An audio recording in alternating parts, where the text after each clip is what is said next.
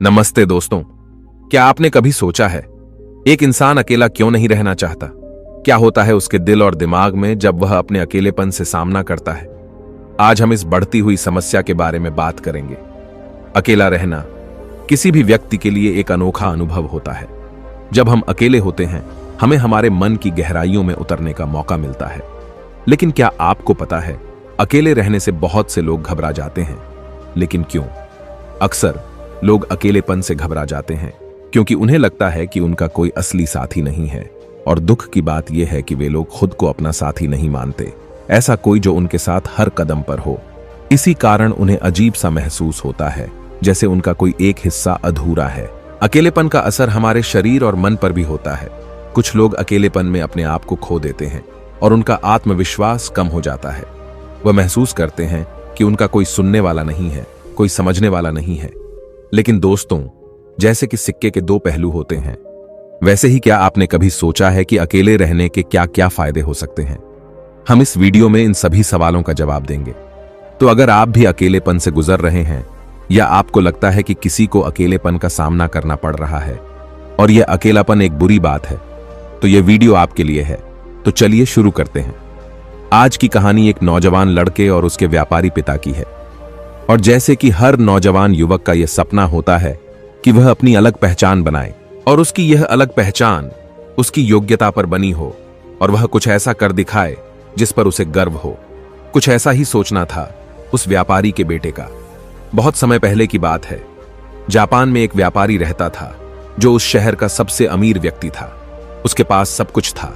उसके पास किसी चीज की कोई कमी नहीं थी, केवल अपने बेटे से परेशान था। एक दिन वह व्यापारी अपने बेटे से कहता है, बेटा, तू मेरे साथ व्यापार में हाथ क्यों नहीं बढ़ाते? तुम्हें व्यापार के तौर तरीके सीख लेने चाहिए, क्योंकि भविष्य में तुम्हें यही तो करना है। यदि तुम व्यापार में हाथ नहीं बढ़ाएगा तो फिर क्या करोगे? वह नौजवान युवक अपने पिता से कुछ नहीं कहता, क्योंकि उसका व्यापार में बिल्कुल भी मन नहीं लगता था। वह दिन भर मार्शल आर्ट्स की किताबें पढ़ता और जब भी कोई समुराई शहर में आता तो वह पूरा समय उसी के पीछे पीछे घूमता रहता। एक बार पूरे परिवार के सदस्यों ने मिलकर उसे समझाने की कोशिश की। वे कहने लगे, बेटा, तुम्हारे पास इतना बड़ा व्यापार है, फिर भी तुम अपने पिता का हाथ क्यों नहीं बढ़ाना चाहते? यदि तुम अपना व्यापार नहीं देखोगे तो फिर कौन देखेगा? इस पर वह नौजवान युवक जवाब देते हुए कहता है, मैं खुद के दम पर कुछ बनना चाहता हूं। मैं चाहता हूं कि मेरी एक अलग पहचान हो।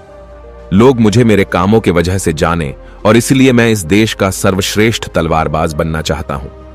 उस युवक की यह बात सुनकर उस व्यापारी को बहुत तेज क्रोध आया, लेकिन फिर भी उसने अपने क्रोध पर काबू पाया। कुछ देर सोच विचार करने के बाद उस व्यापारी ने अपने बेटे से कहा, बेटा, अगर तुम यही करना चाहते हो तो ठीक है, मैं अगले 3 साल का समय तुम्हें देता हूं। यह सुन वह नौजवान युवक बहुत खुश हुआ। तभी आगे वह व्यापारी कहता है, लेकिन मेरी एक शर्त है। इस पर वह नौजवान युवक कहता है, क्या पिताजी? देखो, मैं तुम्हें अगले 3 साल का समय तो दे रहा हूं, लेकिन तुम्हें हर साल मुझे यह बताना होगा कि तुम क्या कर रहे हो और तुमने उसमें कितनी उन्नति कर ली है। यदि तुम मुझे अपने काम से संतुष्ट कर पाए तब तो ठीक है, वरना तुम्हें मेरे साथ मेरे व्यापार में हाथ बढ़ाना होगा। नौजवान युवक काफी सोच विचार कर अपने पिता से कहता है, ठीक है पिताजी, मुझे आपकी शर्त मंजूर है। उसके ठीक 2 दिन बाद वह नौजवान युवक अपने पिता की आज्ञा लेकर तलवारबाजी सीखने के लिए घर से निकल पड़ता है और वह कई दिनों की यात्रा करके एक गुरु के पास पहुंचता है। वह गुरु जापान में तलवारबाजी और युद्ध कला सिखाने के लिए प्रसिद्ध थे। उनकी ख्याति दूर दूर तक फैली हुई थी, लेकिन वह बहुत कम लोगों को अपना शिष्य बनाते थे। वह नौजवान युवक उन गुरु के पास पहुंचकर उन्हें प्रणाम करता है और कहता है, हे गुरुवर, मैंने आपके बारे में बहुत सुना है और इसीलिए मैं बहुत दूर से यात्रा करके आपके पास आया हूं। मैं आपसे तलवारबाजी सीखना चाहता हूं। मैं तलवारबाजी में सर्वश्रेष्ठ होना चाहता हूं। फिर जवान युवक सारी बातें कहता जा रहा था, लेकिन इस पर गुरुवर कुछ भी जवाब नहीं दे रहे थे। और जब कुछ देर तक उन गुरुवर ने जवाब नहीं दिया तो इस पर उस नौजवान युवक ने अपने घर पर बीती सारी बातें उन गुरु को बता दी। उसने यह बता दिया कि किस तरह से उसके पिता ने उसके सामने शर्त रखी है कि यदि वह अपने जीवन में सफल न हो पाया, उसने अपने जीवन में वह न कर पाया जो वह करना चाहता है, तो उसे उनका व्यापार आगे बढ़ाना होगा। आगे वह नौजवान युवक उन गुरुवर से कहता है, हे गुरुवर, मैं आपसे वादा करता हूं, मैं पूरी कर्तव्य निष्ठा के साथ तलवारबाजी सीखूंगा और मैं आपका समय बर्बाद नहीं करूंगा, इसलिए कृपया करके मुझे अपना शिष्य बना लीजिए। तभी उस गुरु ने उस युवक की तरफ ध्यान से देखा। उन्होंने देखा कि वह अपने साथ काफी सामान भी लेकर आया था और उसके साथ उसके 2 सहायक भी आए हुए थे। तभी उन गुरु ने कहा, सबसे पहले यदि तुम तलवारबाजी सीखना चाहते हो तो तुम्हें इन चीजों को छोड़ना होगा, इन चीजों का त्याग करना होगा, इसलिए इन कीमती सामानों को वापस अपने घर भेज दो।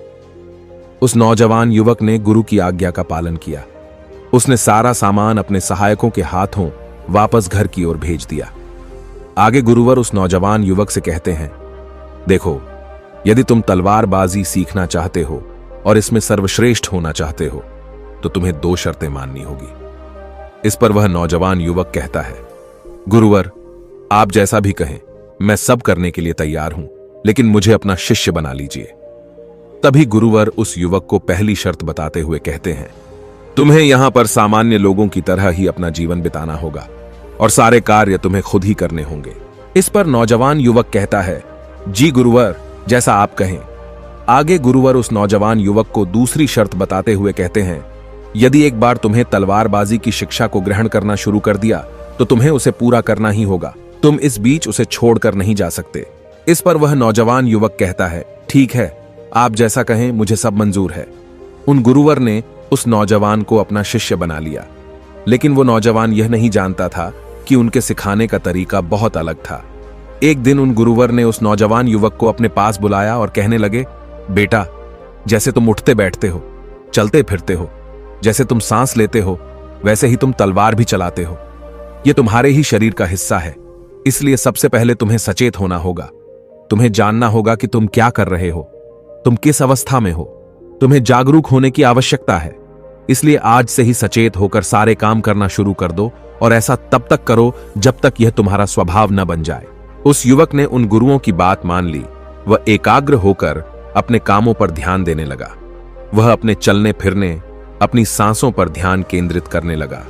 सुबह उठकर वह अभ्यास करता और ध्यान किया करता। शाम के 6 बजे से वह एकांत रहता और ध्यान किया करता।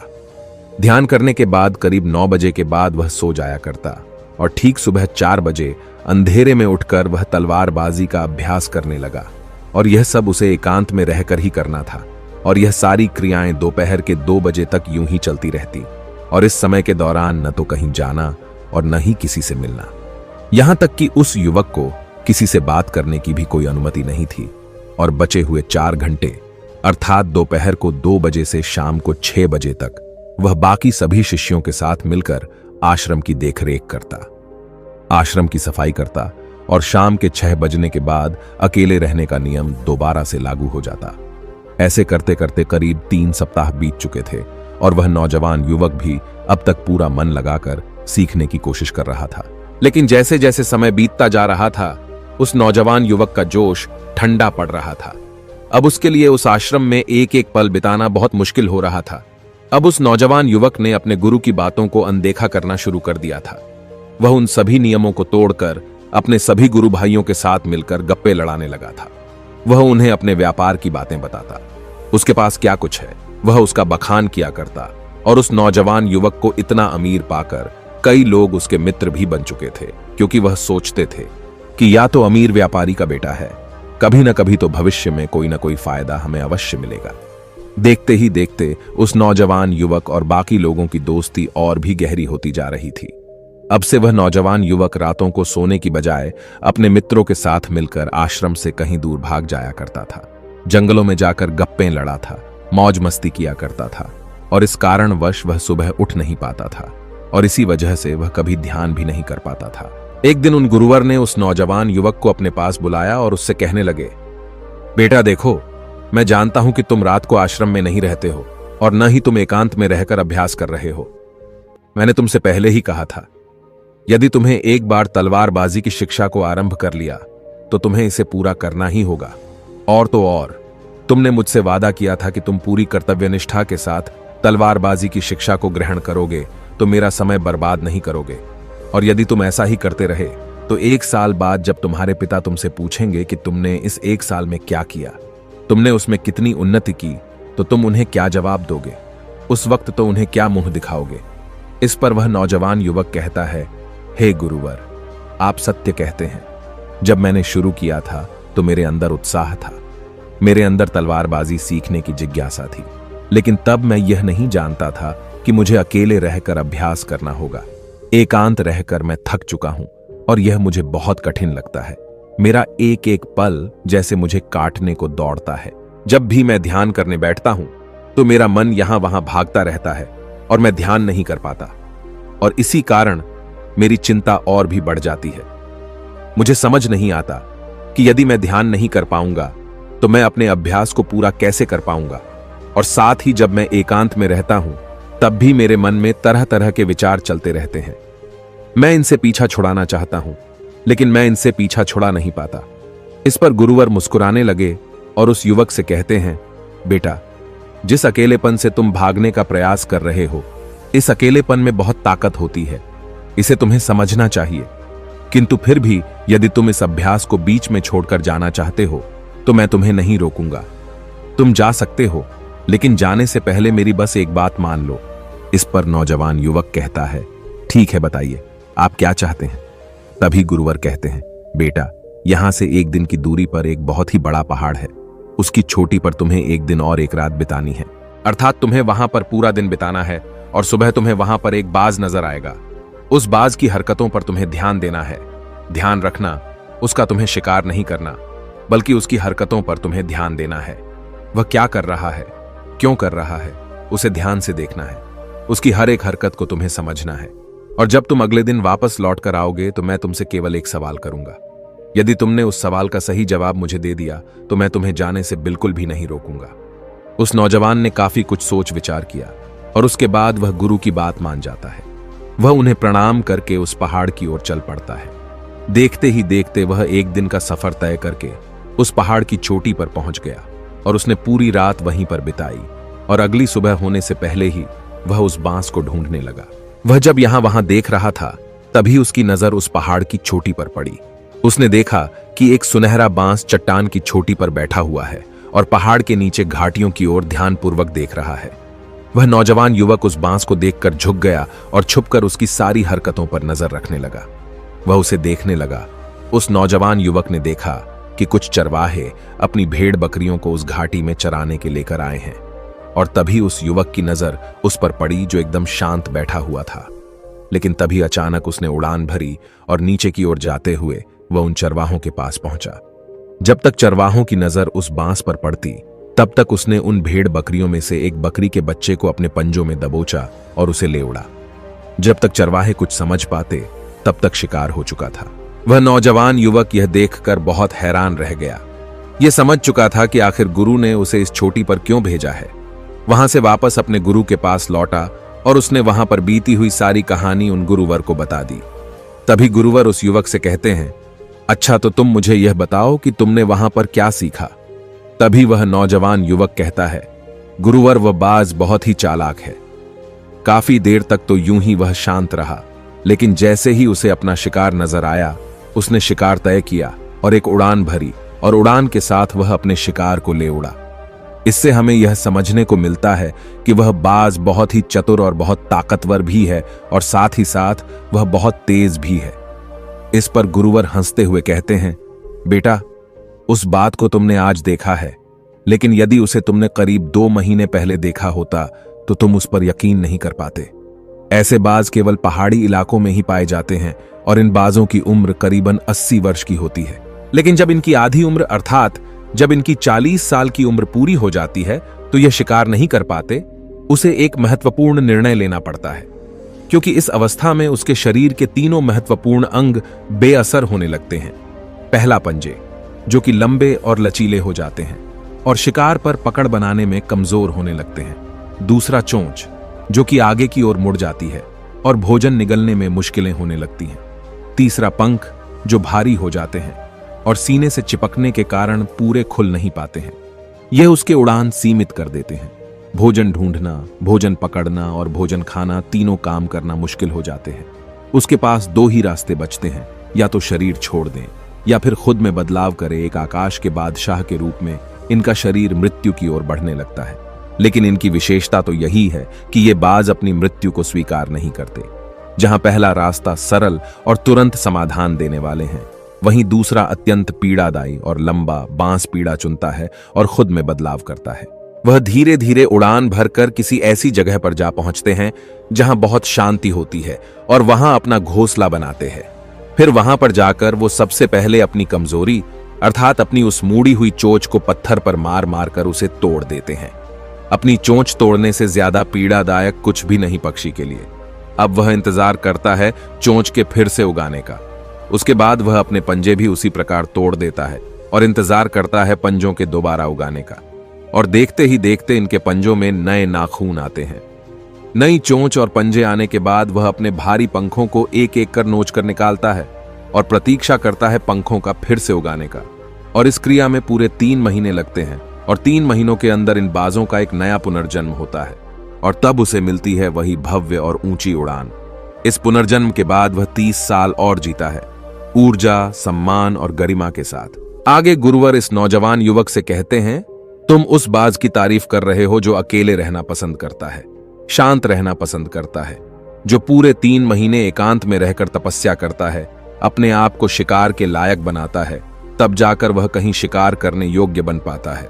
तुमने देखा होगा कि जो भी ताकतवर इंसान है वह हमेशा एकांत ही रहता है, लेकिन जो व्यक्ति कमजोर है, जिसके अंदर तरह तरह की कमियां हैं, वह लोगों के बीच छुपने का प्रयास करता है। आगे गुरुवर उस नौजवान से कहते हैं, मेरी बात ध्यानपूर्वक सुनो। यदि तुम अपने जीवन में सफल होना चाहते हो, अपनी पहचान बनाना चाहते हो, तो सबसे पहले दिशाहीन से दृढ़ निश्चय वाले बनो। क्योंकि जब तुम खुद के लिए समय निकालते हो, जब तुम एकांत रहने का चुनाव करते हो, तो तुम अपने दिन में जो भी काम कर रहे हो उस पर तुम ध्यान दे पाते हो, तुम सचेत हो पाते हो और साथ ही तुम किसी भी चीज पर सही निर्णय भी ले पाते हो। और एकांत आपको हमेशा कुछ न कुछ नया सिखाता ही रहता है। आगे गुरुवर उस युवक को दूसरी बात बताते हुए कहते हैं, आज जो मौका तुम्हारे पास है वह मौका तुम्हें दोबारा नहीं मिलेगा, इसलिए इस मौके की कीमत को समझो। क्योंकि तुम्हें एकांत खुद को बनाने के लिए मिला है, तो अपने जीवन में देखो, उसे समझो और उन कमियों को दूर करो। तुम तो बड़े शहर से हो और तुमने यह भी देखा होगा कि शहर के लोग अपना पालन पोषण करने के लिए दिन रात मेहनत करते रहते हैं। न तो उनके पास सीखने का समय है और न ही एकांत में रहने का, इसलिए वह कभी भी खुद को जान तक नहीं पाते। यह अकेलापन, यह संघर्ष जिसे तुम व्यर्थ समझ रहे हो और जिसे तुम यूं ही बर्बाद कर रहे हो, यह मौका तुम्हें कुछ बनने के लिए मिला है और यह मौका दोबारा लौटकर वापस नहीं आएगा। आगे गुरुवर उस युवक को अगली बात बताते हुए कहते हैं, जिन लोगों के साथ तुम घूम रहे हो, जिनके साथ गप्पे लड़ा रहे हो, जिनके साथ अपना समय काट रहे हो, उन्हें तो खुद तक नहीं पता कि वह क्या कर रहे हैं। उन्हें खुद इस बात का एहसास नहीं है कि वह खुद अपना कितना बड़ा नुकसान कर रहे हैं। तुम ऐसे लोगों के साथ अपना समय बिताते हो तो अवश्य ही तुम भी दिशाहीन हो जाओगे और तुम भी यह समझ नहीं पाओगे कि तुम्हें अपने जीवन में क्या करना है। शुरू शुरू में तुम्हें अकेले रहने में थोड़ी तकलीफ जरूर होगी, लेकिन धीरे धीरे आपको इसके साथ रहने की आदत पड़ जाएगी। इसलिए अकेलेपन का इस्तेमाल एकांत रहने के लिए करो और अपना उद्देश्य याद रखो। ये याद करो कि तुम यहां पर क्यों आए थे और तुमने अपने जीवन में क्या लक्ष्य तय किए थे। गुरुवर के इतना कहने के बाद वह नौजवान युवक सोचने लगा। वह यह समझने लगा कि आखिर वह यहां पर क्यों आया था। तब उसे याद आया कि उसके गुरु ने उसे क्या कहा था कि अपने अकेलेपन का इस्तेमाल करो, क्योंकि अकेलापन ही एकांत बन जाएगा और वह तुम्हें आगे बढ़ने में तुम्हारी मदद करेगा। दूसरी बात, अभ्यास में संतुष्टि ढूंढो, क्योंकि उस नौजवान युवक के गुरु ने कहा था कि सारा ध्यान केवल अभ्यास में लगाना, इसके अलावा कुछ और पाने की कोशिश नहीं करना। क्योंकि जब हम कहीं और जाने की या कुछ अलग पाने की कोशिश करने में लग जाते हैं, तब हम अपने मन के बनाए हुए जाल में फंसते चले जाते हैं और हमारा संबंध वर्तमान से टूट जाता है। और तब हमें ऐसा लगने लगता है जैसे हम कहीं पर फंसे हुए हैं। हम बहुत दुखी हैं, हम बहुत निराश हैं और कहीं पर पहुंच नहीं पा रहे। और इसी के साथ में उस नौजवान युवक को उन गुरु की तीसरी बात भी याद आती है कि प्रकृति में ध्यान करो। जब भी तुम्हें समय मिले तो किसी एकांत जगह पर या फिर किसी पेड़ के नीचे बैठकर ध्यान करो। केवल अपनी सांसों पर ध्यान दो। विचार खुद ब खुद शांत होने लगेंगे और जब तुम्हारे विचार शांत होने लगेंगे तब तुम्हें आभास होगा कि तुम प्रकृति के साथ जुड़े हुए हो, तुम इस धरती के साथ जुड़े हुए हो। ऐसा करने से अकेलेपन का वह भाव हमेशा हमेशा के लिए खत्म होने लगेगा और तब तुम यह जान पाओगे कि यह पल ही वह अवसर है जहां तुम खुद को पूरी तरह से जान सकते हो। तभी तुम अकेलेपन का फायदा उठा सकोगे और इसी तरह से अकेलेपन को जीता जाता है। इन सभी बातों को ध्यान करके उस नौजवान युवक ने यह निश्चय किया कि वह आश्रम छोड़कर कभी कहीं नहीं जाएगा जब तक कि वह अपने इस लक्ष्य को प्राप्त नहीं कर लेता। यहां पर एक सर्वश्रेष्ठ तलवारबाज बनने आया था और वह यहां से सर्वश्रेष्ठ तलवारबाज बनकर ही जाएगा। इसके बाद वह अगले ही दिन से अभ्यास में पूरी तरह से लीन हो गया। दोस्तों, यदि आप अपने जीवन में अपनी पहचान बनाना चाहते हैं, अपने जीवन में कोई लक्ष्य प्राप्त करना चाहते हैं, तो कुछ अलग पाने का प्रयास छोड़ दें, क्योंकि जब हम कुछ अलग और कुछ खास पाने का प्रयास करने लग जाते हैं, तब हम यह भूल जाते हैं कि हमारा लक्ष्य क्या है और हम अपने लक्ष्य से दिशाहीन होने लगते हैं और इसी कारण हम अपने लक्ष्य तक कभी पहुंच नहीं पाते, क्योंकि हमारा मन हमें कुछ अलग पाने के लिए निरंतर प्रेरित करता रहता है और इसी कारण हम अपने मन के जाल में फंसते चले जाते हैं और हम अपने लक्ष्य पर ध्यान नहीं दे पाते। इसलिए अपने जीवन में यदि आपको कोई लक्ष्य हासिल करना है तो अधिक पाने का प्रयास छोड़कर केवल अपने अभ्यास पर ध्यान केंद्रित करें और देखना कि आप जरूर ही अपने लक्ष्य को प्राप्त कर पाएंगे। दोस्तों, आपने आज के इस वीडियो से क्या सीखा वह मुझे आप कमेंट में बता सकते हैं।